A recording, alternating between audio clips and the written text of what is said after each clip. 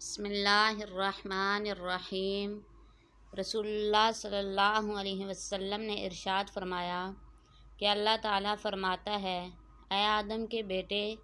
جب تک تو مجھ سے دعائیں کرتا رہے گا اور مجھ سے اپنی امیدیں اور توقعات وابستہ رکھے گا، میں تجھے بخشتا رہوں گا، خواہ تیرے گناہ کسی بھی درجے پر پہنچے ہوئے ہوں، مجھے کسی بات کی پرواہ نہیں۔ اے آدم کے بیٹے،